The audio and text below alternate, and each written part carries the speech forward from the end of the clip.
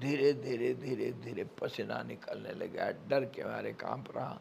फिर महावीर महावीर महावीर महावीर मामा हमारे भंडारा का बना था, महावीर मामा बचाओ। 10-15 मिनट उधर खड़ा हो गया, आगे बढ़ नहीं पा रहा हूँ, पीछे नहीं जा पा रहा हूँ, स्मशान घाट है, उधर भी भूत है, अकेला हूँ, अंधेरी रात, क्या करूँ। ये जो बात आया भूत का डुलना डालना, ये भी दिखता है। धीरे धीरे थोड़ा थोड़ा हवा चलता है, तो मैं देख रहा हूँ वह हाथ इधर फैला रहा है, सिर हिला रहा है, ये सब भूत में दिखता है। मन जैसे सोचेगा ऐसा दिखता है।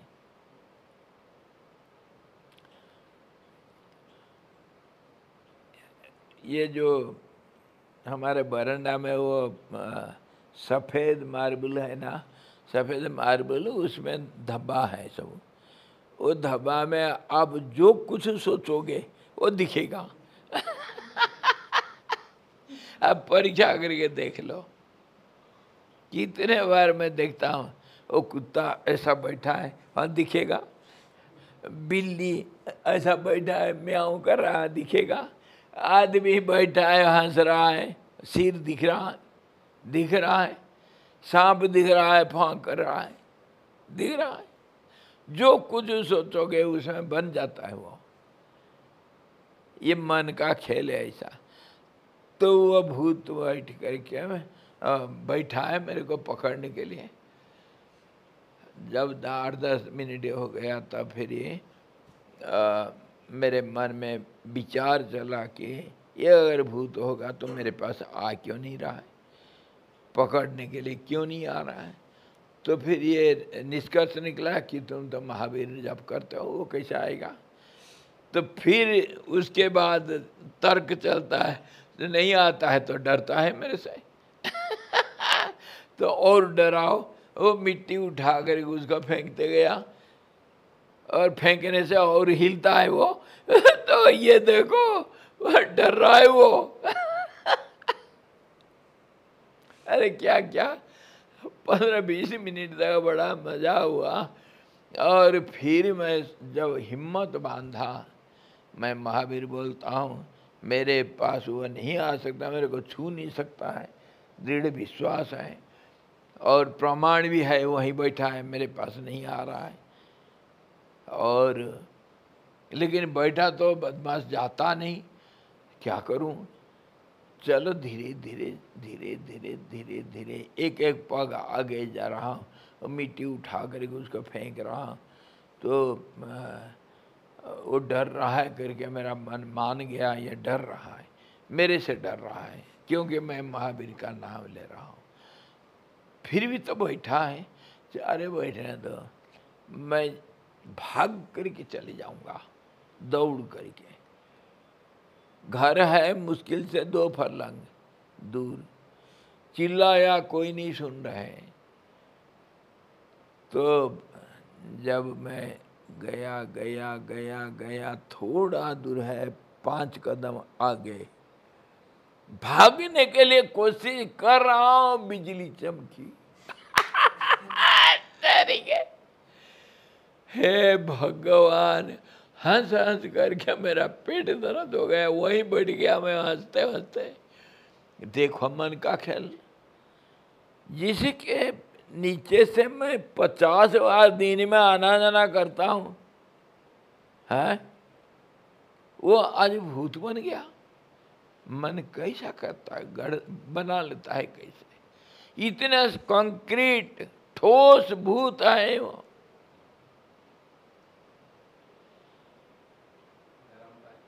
है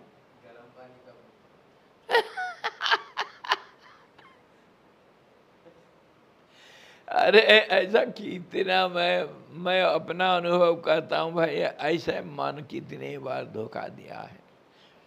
लेकिन हर बार मैं जब तक सच्चाई मेरे सामने नहीं आया तब तक हिम्मत बांधता हूँ, और सच्चाई दिख जाता है बाद में। धीरज चाहिए, हिम्मत चाहिए, और एनालिटिकल दिमाग चाहिए। ये क्या है? जब तक भूत को नहीं देखा इसको छोड़ूंगा नहीं। देखो कैसा भूत होता है। और इधर भी हिम्मत आए, जप कर रहा हूँ महावीर महावीर महावीर महावीर, और विश्वास आए महावीर जब तक जप कर रहा हूँ देखूंगा तो, परंतु वो मेरा कुछ नहीं कर सकता। तो मन ये है, ऐसे ही संसार को बना रखा है। हम झूठ मूठ इसमें फंसे हुए हैं। न तेरा कोई है न तू है कहीं, न मैं हूं न मेरा है। ये जो दुनिया दिख रहा है ये सांप का दुनिया है। तुम ये सारा इसका रूट कहाँ है, जड़ कहाँ है? ये शरीर है और मन है। मन के साथ चारों और शरीर के साथ दसों, मतलब अंतःकरण चतुष्ट है और 10 इंद्रियों के साथ शरीर। और सबको धक्का मारने वाला वो पिस्टन, प्राणवायु सबको धक्का देता है। ये सारा संसार का खेल बना रखा है। राम तुम ऐसा नहीं हो, तुम 3 काल में 3 समय 3 अवस्था में जो एक ही है, जो सुषुप्ति जागृत और स्वप्न में मैं हूँ करके जानता है, वही तुम हो राम। भूल जाओ ये संसार का नाता। बार बार आता है श्री रामचंद्र जी, बतलाइए तो सही, ऐसे स्थिति में अर्थ और मन कहाँ रहे? ये जो आभ्यंतर पदार्थों के स्वरूप को ज्ञप्ति ही धारण करती है, इसके बारे में और थोड़ा बताते हैं कि ये तुम जो रज्जू हो, तुम रस्सी हो, तुम सांप नहीं हो रे। तुम अपना स्वरूप को याद करो। 3 हाल अवस्था में जो एक है, अपरिवर्तनीय है, साधारण है, वो तुम जानता हो, तुम जानने वाला, वो तुम दृष्टा हो, तुम ज्ञान स्वरूप हो। बाह्य और अभ्यंतर पदार्थों के स्वरूप को ज्ञप्ति ही धारण करती है। एक हमारे पास जो मन का बहुत सूक्ष्म स्वरूप है, मन बुद्धि इसके आगे भी बहुत सूक्ष्म, जिसको कभी कभी हमारे आधुनिक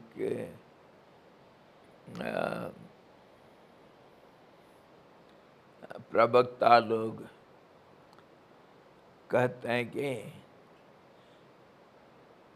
super mental consciousness, super mental consciousness, supramental कहते हैं। हाँ, और कहते हैं क्या, ट्रांसेंडेंटल स्टेट, इसको जिसको कहते हैं, हम उसको कहते हैं हमारे भाषा में कि वो नाद बिंदु कलातीतम, शब्दों का सबसे बारीक अंश के ऊपर जो है, और उसको ये जो भाषा में, मतलब दार्शनिक की भाषा में हम कहते हैं, जो मन बुद्धि का थोड़ा परे है, थोड़ा परे और बहुत परे। क्या थोड़ा परे? मतलब बहुत सूक्ष्म स्थिति उसी का है जिसको मन, स्थूल मन समझ में असमर्थ होता है। इसीलिए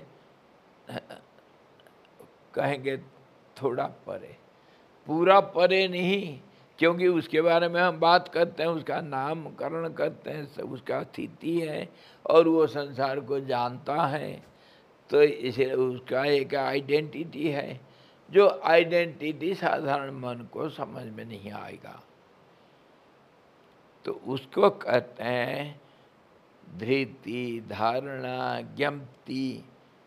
ज्ञप्ति देवी कहते हैं सरस्वती का नाम, ज्ञप्ति देवी, जो शारदा, सरस्वती और इस नाम से जिसको जानते हैं उनका ये भी नाम है धृति, धारणा और ज्ञप्ति, स्मृति। इतनी बारीक है और जो चित्त से भी और थोड़ा सूक्ष्म है।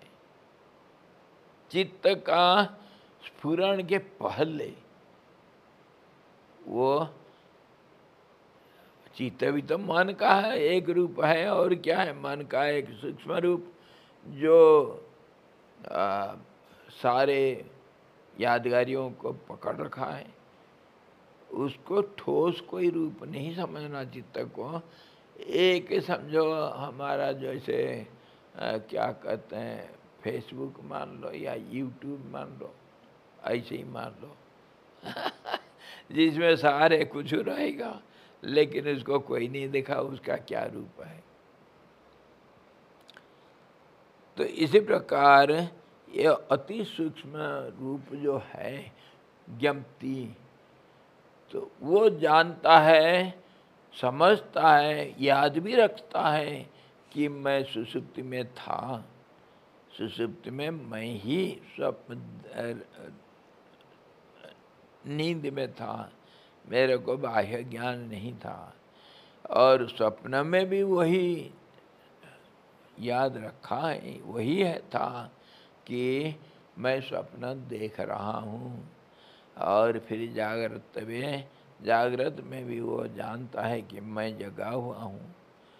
वो दिखता नहीं पर उसका स्थूल रूप, उसका प्रोजेक्शन, आउटवर्ड प्रोजेक्शन है, उसका बहिर्मुखता दिखता है ये सारा संसार।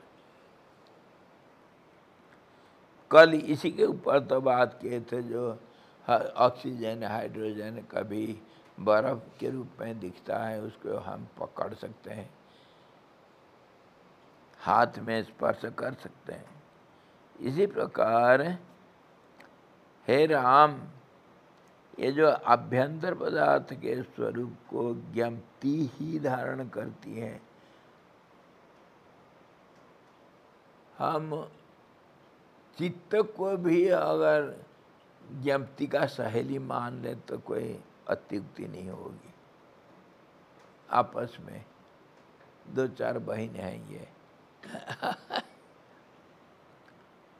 जैसे कि बीज शाखा तथा फल आदि के स्वरूप को धारण करता है।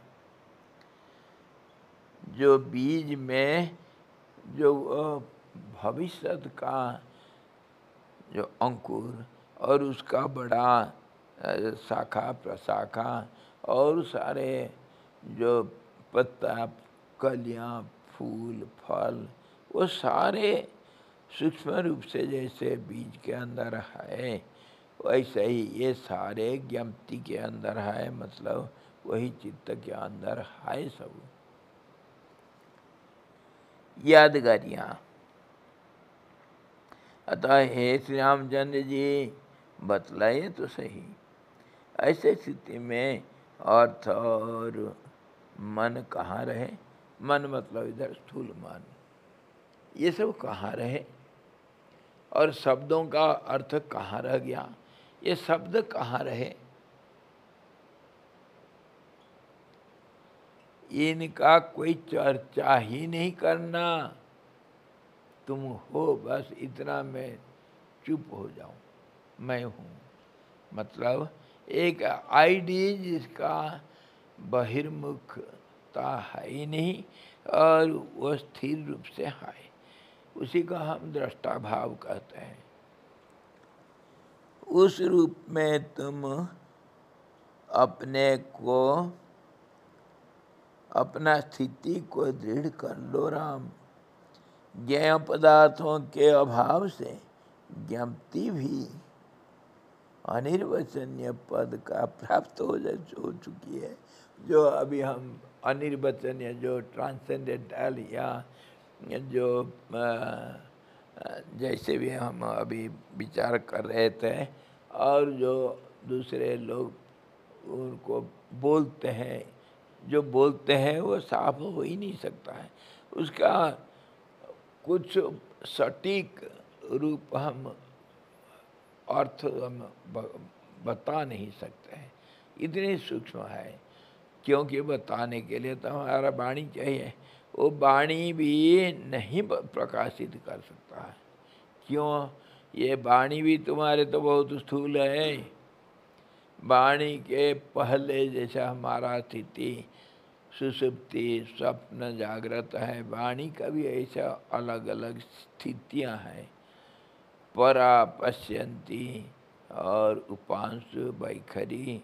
जो परा पश्यंती, अगर जो परा वाणी है वो इतना सूक्ष्म, उसको समझना कठिन। और जिसके द्वारा तुम सारे संसार के साथ संबंध जोड़ सकते हो, जोगी लोग ऐसे ही तो सारे संसार के साथ अपना संबंध जोड़ते हैं। वसुधैव कुटुंबकम कहते हैं। सर्वभूत हिते रता, सबके लिए प्रार्थना करना, सबका भला करना, वो सूक्ष्म रूप से सबका भला भी करते हैं। किसी ने कहा ये हिमालय के कंदरे में जो महात्मा लोग बैठे हैं, ये किस काम के? नालायक हैं, समाज से बहिष्कृत हैं, ये किसी काम के नहीं। तो ये साधारण लोग नहीं समझते हैं। हिमालय की गुफा के अंदर बैठ करके ये लोग कुछ नहीं करता हुआ कैसे सब कुछ करते हैं। कर्मणि अकर्मजः पश्येत अकर्मणि च कर्मजः। वो कुछ नहीं करता हुआ भी सब कुछ करने वाला होता है, जो सारे संसार के लिए प्रार्थना करता है। और उसका प्रार्थना बिल्कुल सफल प्रार्थना करता है। जैसे हम अभी खेती में बो रखे हैं हमारा धान, और वो धान हम फसल काटेंगे, ये कहीं नहीं जाएगा। किसका ज़्यादा मिलेगा, किसका कम मिलेगा, फसल तो काटना है। ऐसे ही वो संसार के लिए हित में लगे हुए होते हैं, हाथ पैर हिला करके नहीं। वो जो परा पश्यंती स्थिति से रह करके वहाँ सारे संसार के साथ अपना संबंध जोड़ करके सबको अच्छा रास्ता में ले आते हैं, सुखी बना देते हैं। आप कहेंगे जब वो सारा संसार को सुखी बना देते हैं तो फिर ये हम तो देखते हैं बहुत दुखी, और आप ही तो बोलते हैं कि दुखाल है। तो फिर वो कौन सा सुख बना दिए, सुखी बना दिए, क्या कर दिए? क्या कर दिए? क्या हुआ? हुआ क्या? इसको समझना थोड़ा सा कठिन है। वो कैसे करता हुआ संसार दुखी है। एक उदाहरण, दो तीन उदाहरण देखो। एक उदाहरण तो ये है, हमारा ये थ्योरी कहता है अगर एक तितली यहाँ अपना पंखों को फड़फड़ाया, उसमें जो वाइब्रेशन, जो लहरें पैदा हुए वातावरण में, वो जा करके बड़ा बन करके ये संसार के दूसरे कोने में वो एक सुनामी बन सकता है, भयंकर सत्यानाश कर सकता है। इतना खतरनाक हो जाता है, क्योंकि वर्धनशील है। माया भी वर्धनशील है, ब्रह्म भी वर्धनशील है, ये हमेशा बढ़ते रहेगा, इसका कोई अंत नहीं, अनंत है। क्यों? वो होने से अनंत है और ये नहीं होने से भी अनंत है। जैसे आपका छाया आपका ही बराबरी करता है, आपका प्रतिबिंब जैसे आप का ही बराबरी करता है, ऐसा होना नहीं होने के बराबर है और नहीं होना होने के बराबर है। ये अनंत अनादि, ये माया आज का बना हुआ नहीं बिचारी, उसका जन्मदिन है वो कब, दशहरा 30th कौन सा, वो लड़की का, हाँ वो लड़की पैदा नहीं हुआ लेकिन सारा खेल करती है।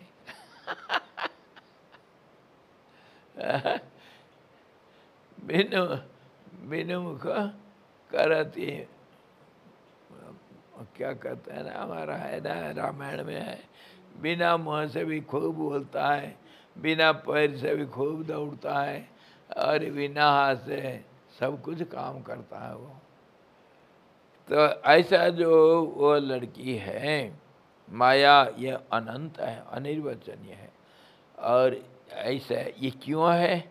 क्योंकि प्रतिबिंब तो उसी का है जो अनादि अनंत और अनिर्वचनीय और मन बुद्धि के परे है। तो कहने का मतलब ये है,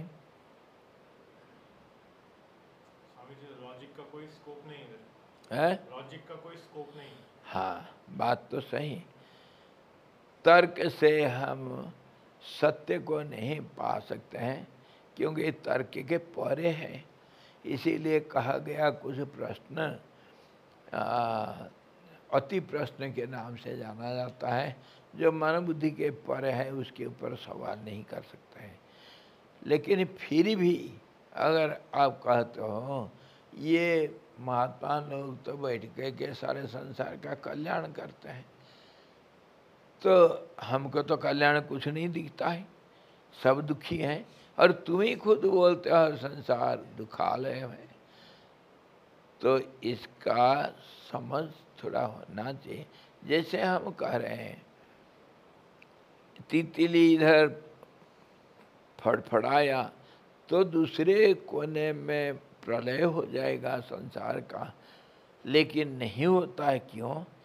क्योंकि और सारे कितने प्रतिबंध इसमें लग जाता है। प्रतिबंध कैसे लग जाता है? जैसे यहाँ एक वो स्पंदन पैदा किया, वैसा स्पंदन दूसरे भी तो पैदा करते हैं, या अकेला थोड़ी है दुनिया में, हजारों और दूसरा स्पंदन आकर के उसको सहायता करते हैं और बाधक भी बनते हैं, दोनों चीज चलता है। ये संसार एक महासमर का स्थान है, लड़ाई दिन रात हर पल में लड़ाई चलता है। और नियम क्या है प्रकृति का? जो बलवान वो दुर्बल के ऊपर शासन करता है, ये है प्रकृति का नियम। दो कुश्ती लड़ते हैं तो जो बलवान होगा वही तो दूसरे को नीचे गिरा करके छाती में बैठेगा, विनर विनर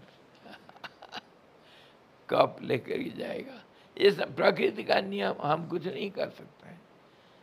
बलवान हमेशा दुर्बल के ऊपर राज करता है।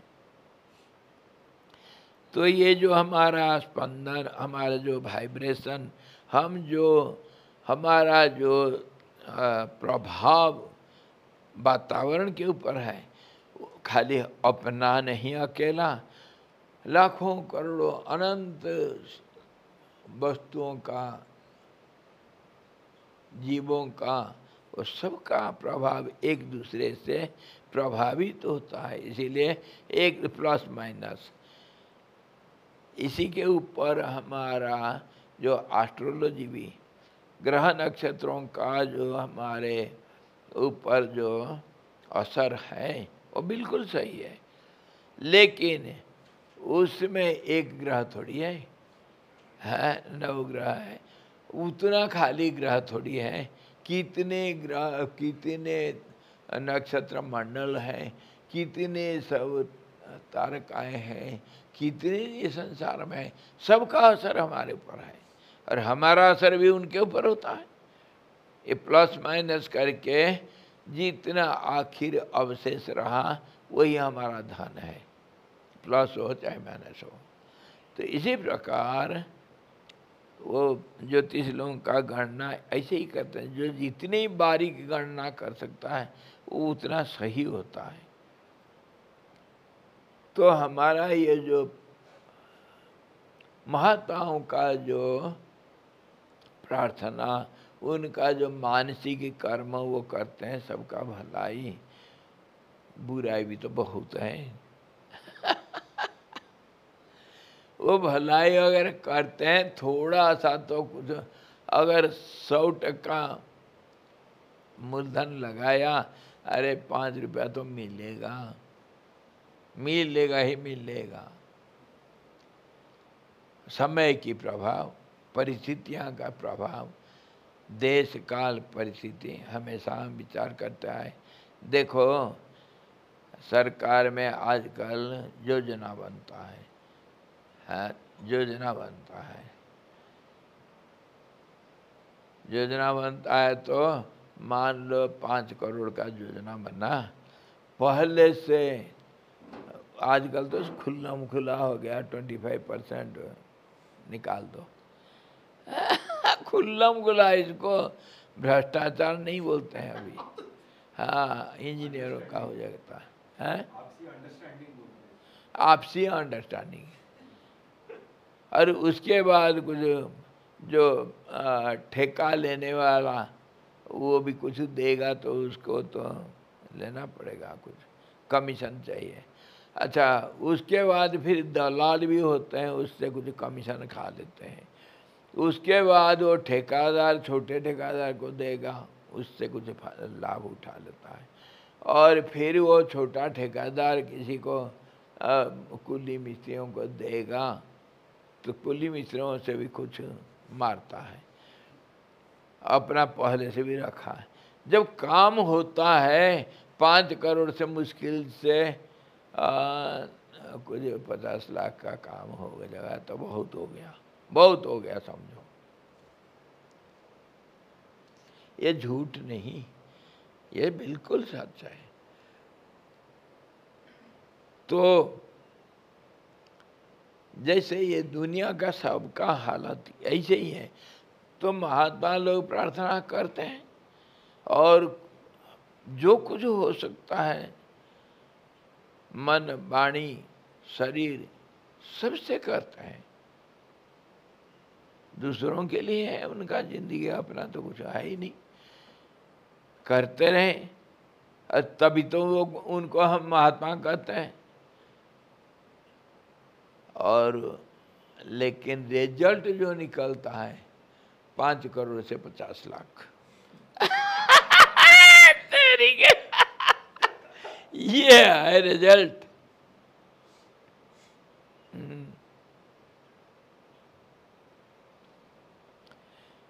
कहा गया है ये सारे संसार का जो एक अनंत करोड़ ब्रह्मांड का, जो हमारे ब्रह्मांड का जो सेंटर है ध्रुव पुलसार, और सप्तर्षि मंडल जैसे मान लो कि ये 7 ऋषियाँ ये सारे ब्रह्मांड का बालांस को रखते हैं। इतने बड़े बड़े ये मतलब इतने शक्तिशाली व्यक्तित्व है इन लोगों का, हम देख नहीं पा रहे हैं। और वशिष्ठ कितनी बड़ा स्टार होगा जिसको इतना छोटा हम देखते हैं, और वो लाइट ईयर के दूर में है जो हाँ। ध्रुव भी इतना बड़ा दिखता है, वो कितना बड़ा होगा जो सारा संसार का बैलेंस को मेंटेन कर रहा है। ये सारे ऐसे ही हैं। हमारा कहने का मतलब ये है, आपसी समझौता, ये सारा संसार एक कोऑपरेटिव ट्रायंगुलर सोसाइटी, और इसमें ट्रायंगुलर कोऑपरेटिव सोसाइटी तो है, सुख दुख दोनों, अच्छा बुरा दोनों ये सोसाइटी में चलता है, पॉजिटिव भी नेगेटिव भी, हर चीज़ में एक दूसरे के साथ जुड़े हुए हैं।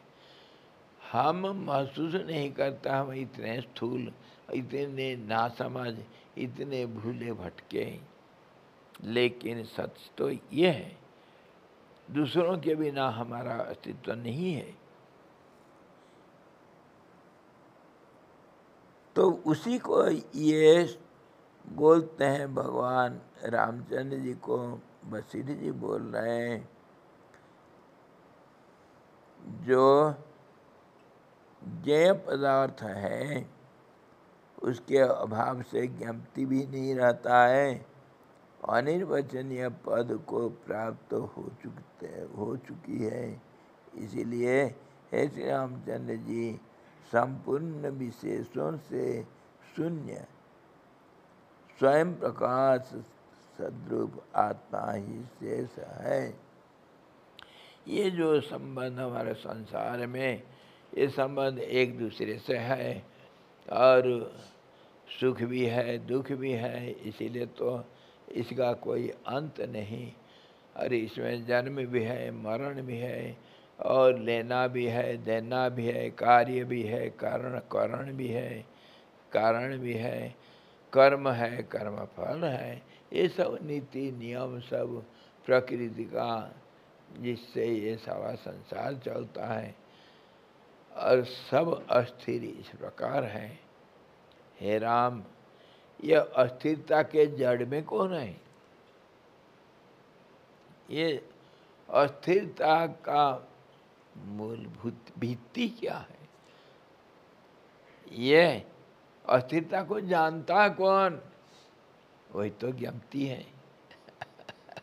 वही ज्ञप्ति जो ये सब चीज को जानता है, जानती है। जानती कहो जानता कहो एक ही बात है। हाँ, न पुमान न स्त्री। सखियाँ वो घर सबसे न्यारा, जहाँ कोई द्वैत नहीं है, जहाँ न दिन न रात पसारा, जहाँ न पुण्य न पाप न पुण्य, जहाँ दिन न रईन, जहाँ जहाँ जो सबसे न्यारा,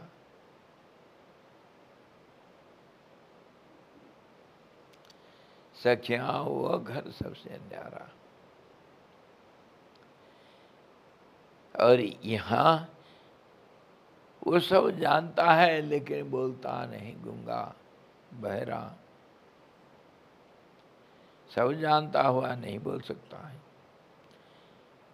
तो उसका प्रथम प्रकाश अगर कुछ होगा, प्रथम आइडिया अगर कुछ होगा, मैं जानता हूँ करके, उसी का नाम ज्ञप्ति। वो ये संसार का सुख दुख और अनंतता, परिवर्तनशीलता, जितनी जो जो प्रकृति का नियम, मूलभूत नियम हम विचार कर रहे हैं, सारे का साक्षी वही है ज्ञप्ति। हे राम, तुम वही हो। ये सब परिवर्तित परिवर्तनशील, ये जो सारी दुनिया का अलग अलग रूप तुम बहिर्वृत्ति के द्वारा जानते हो, ये सब नहीं है। जो सांप कितने रूप धारण कर लेता है वो अंधेरी रात में, वो नहीं है राम। तुम रस्सी हो, स्थिर हो, तुम्हारे अंदर कोई चलनशीलता नहीं, विचलन नहीं है तुम्हारे अंदर। तुम स्थिर हो, स्थिर हो जाओ। पदार्थ, हम पदार्थ के ऊपर पहले भी विचार किए थे। पदार्थ का इधर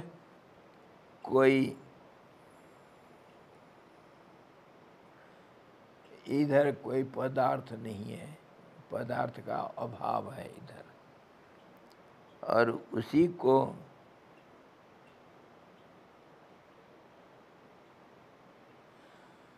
जो बुद्धि मन वो व्यक्त नहीं कर सकते हैं, इसीलिए उसको अनिर्वचनीय कहा। और वो अनिर्वचनीय पद दोनों तरफ, जो अनेकता अनिर्वचनीय है और वो जो एक है वो भी अनिर्वचनीय है। उसको किसी भी हालत में कोई नहीं जाना। तो तुम जो हो, तुम ये सब नहीं है। पदार्थ जो है, पद का अर्थ तो इसी में मिलता है संसार में। पद और अर्थ, इसको बार बार हम विचार करते हैं। शब्दों का रूप के साथ संबंध को पदार्थ कहते हैं। शब्दों का रूप के साथ संबंध, नाम का रूप के साथ संबंध, और वह संबंध एक हो जाने से व्यवहार चलता है। और उसमें एक तो होता है पल भर के लिए, लेकिन उसमें अनेकता दिखता है। इसी का नाम संसार है। जो शब्द और रूप एक हुए वो एक रह नहीं सकते हैं। एक होता है पल भर के लिए, फिर बदल जाता है। रूप भी बदलता है, नाम भी बदलता है, शब्द भी बदलता है, सब कुछ बदल जाता है। इसीलिए ये अनिर्वचनीय है। क्या बनता है क्या नहीं कोई नहीं कह सकता है। ये पदार्थ जो है इसका अभाव है इधर तुम्हारे अंदर। तुम पदार्थ नहीं। और इस पदार्थ को हम लोग कैसा व्यवहार में लेते हैं, साधारण भाषा में हम कहते अरे कुछ पदार्थ होना चाहिए। पदार्थ मतलब कोई वस्तु। वो वस्तु का इतिहास बड़ा भारी भयंकर। उसको वस्तु को हम अब अगर समझे, कल परसों हम विचार कर रहे थे, एकमात्र जो शब्द है वो शब्द कितनी अनेक दिशा में अलग अलग रूप ले करके नाम को, कितने अलग अलग नाम का धारण किया है। वही शब्द कभी शक्ति रूप लेता है, वो कभी रूप कोई एक जीव रूप लेता है, कभी वो जीवों में भी कितने अलग अलग किस्म बन जाता है। कभी शब्द में रह जाता है, शब्द के रूप में रहता है, कभी भूतों का रूप लेता है, 5 भूतों का, कभी उसको मिलजुल करके कितने अनंत रूप बना लेता है। और कभी वो शब्द भी अनेक रूप ले करके, पदार्थ मतलब जो भाषा हम बोलते हैं, बैखरी भाषा, उसमें भी अनेक रूप ले लेता है ये। और दूसरे तरफ वही शब्द का एक जो रूप बन जाता है, उसके साथ फिर संबंध जोड़ देता है। ये बड़ा कॉम्प्लिकेटेड है। एक ही शब्द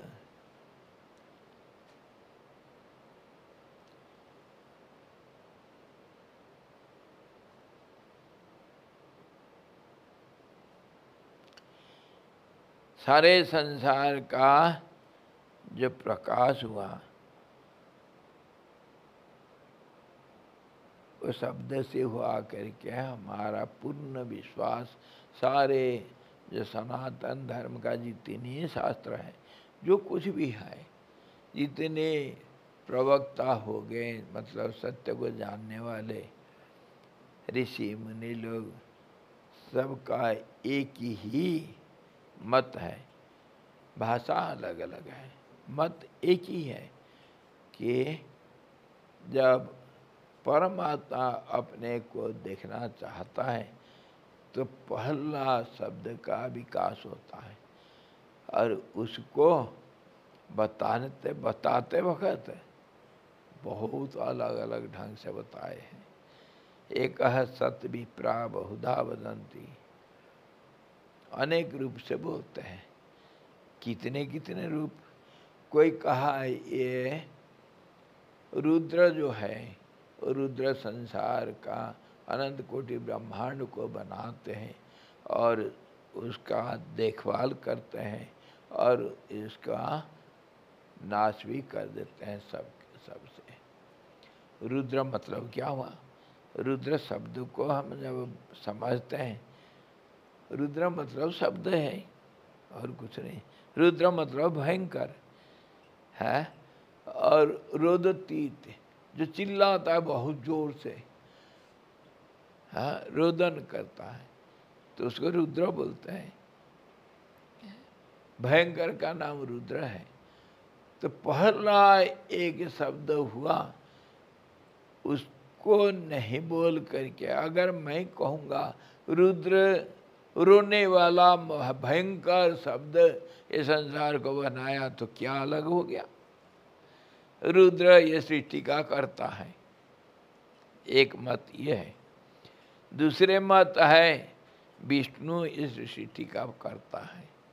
विष्णु व्यापक, और विष्णु वो विष्णु कैसा होगा? जो वर्धनशील, जिसको हम समझ नहीं सकते हैं, और सर्वव्यापक हो, और जल ही उसका आखिर प्रकाश के रूप में हम समझ सकते हैं। जो आकाश से लेकर के, वायु से लेकर के, अग्नि से लेकर के फिर जल तक आया। जल में स्पष्ट रूप से थोड़ा बहुत दिखाई दिया जीवन का जो विकास, तो वो कहाँ से आया? वो वहीं से जो हिरण्यगर्भ, जिसको कहते हैं विष्णु, जो व्यापक, जो वर्धनशील है, वहीं से आ रहा है ये, और वही सृष्टि करता है। वो ब्रह्मा को बनाया, रुद्र को बनाया, सबको बनाया। दूसरे कहा नहीं नहीं, ये ब्रह्मा जो है ना, ये अपने आप पैदा हो गया और इसी से विष्णु रुद्र सब पैदा हुए। ये एक मत है। दूसरे किसने कहा नहीं नहीं ऐसा नहीं, और गणेश जी सब कुछ है।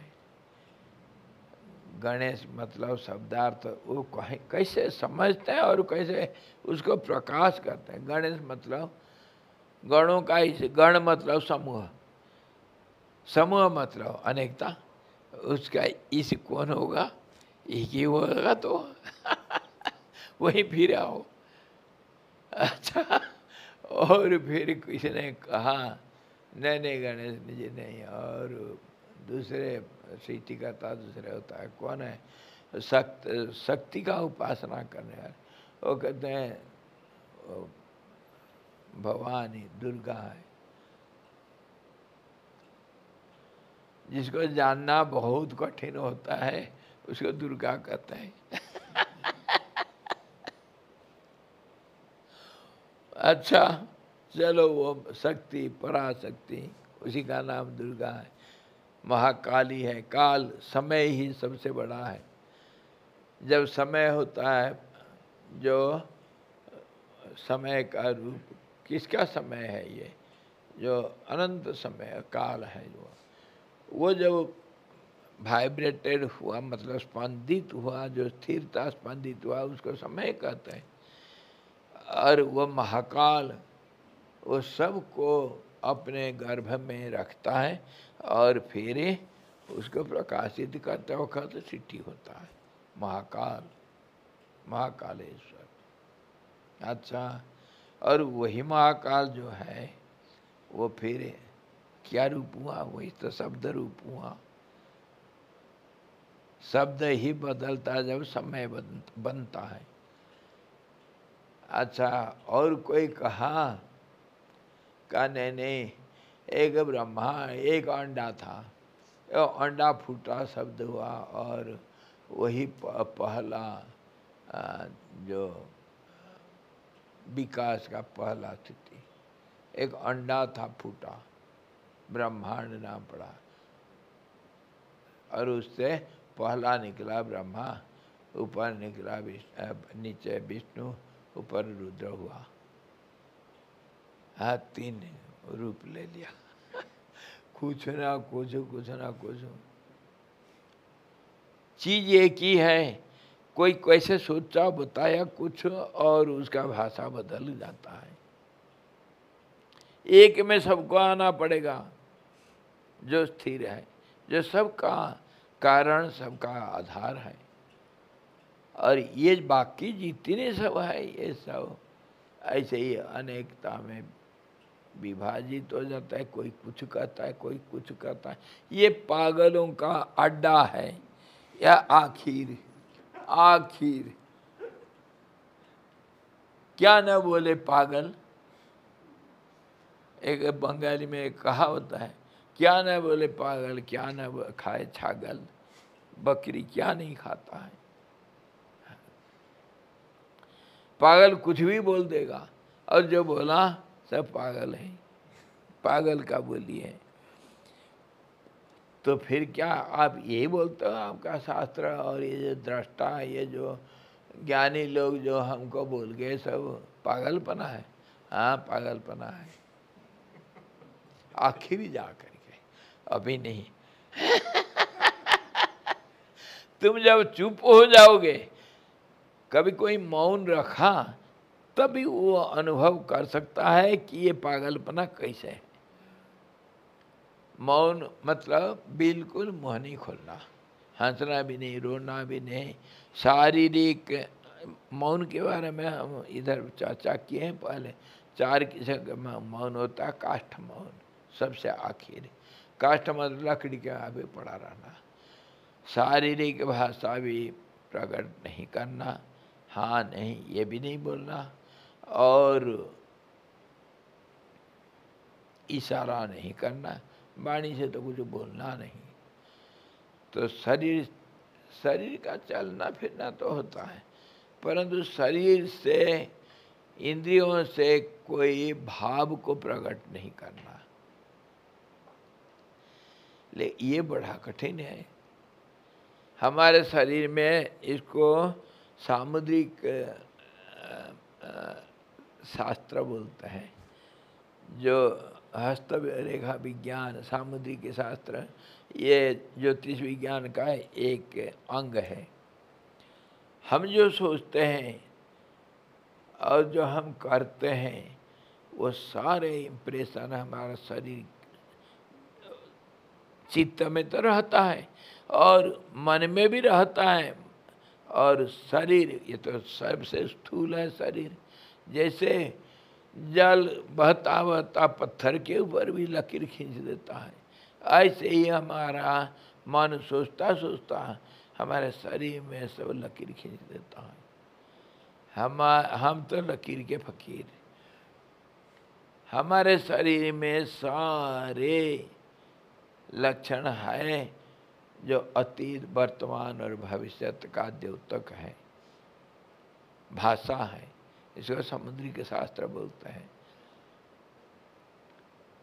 एक उदाहरण दूं, सिर का रेखांको, रेखा सिर में रेखा सबका होगा है? जो लगातार जो रेखाएं होते हैं, ऐसा करने से पता चलता है वो रेखा तुम्हारे 20 साल का है। तो जितना रेखा होगा आदमी उतना 20 साल जिएगा।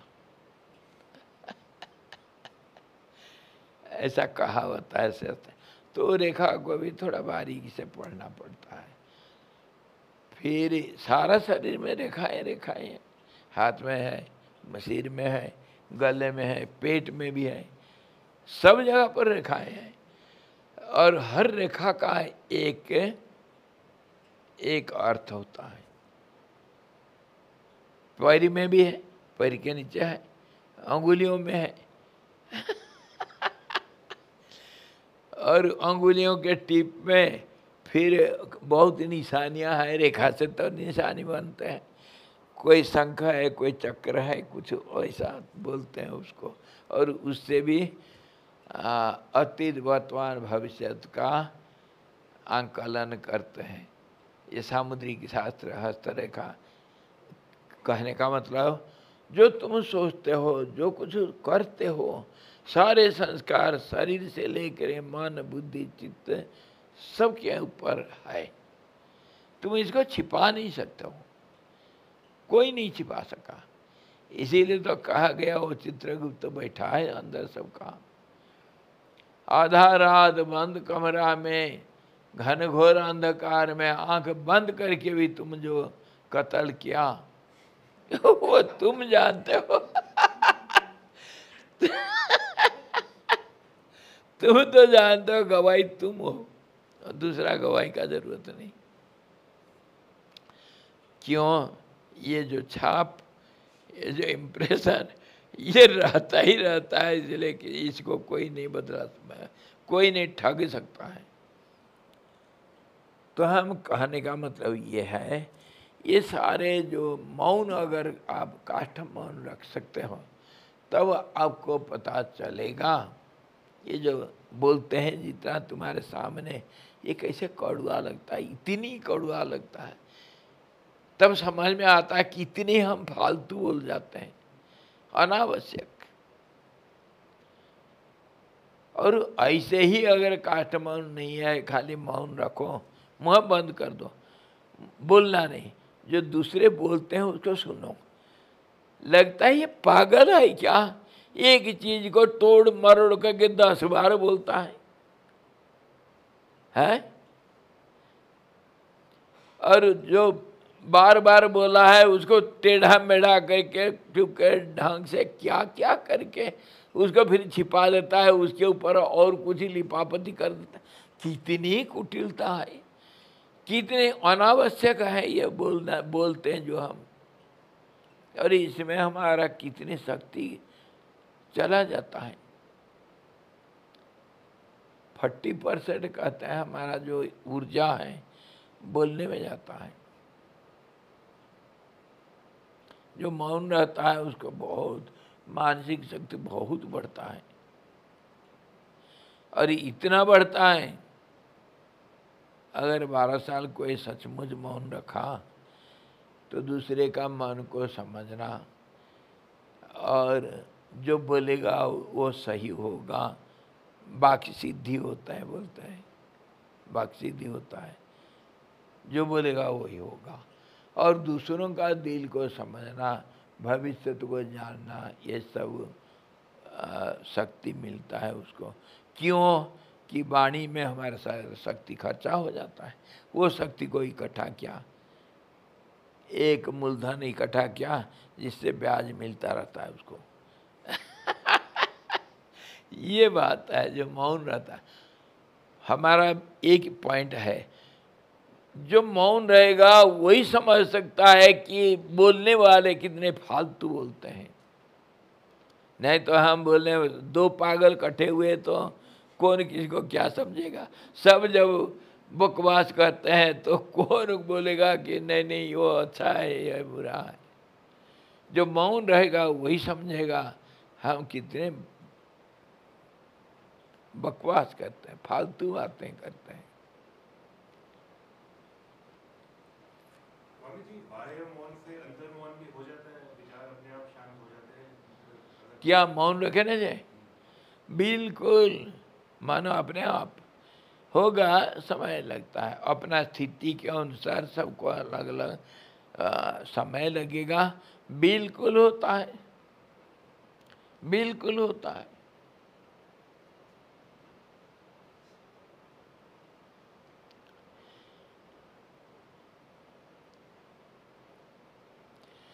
तुम बैठो, चुप बैठो, लेकिन तुम्हारे शरीर को देखने से पता चलेगा कि कितने समय के बाद क्या बोलना चाहते हो।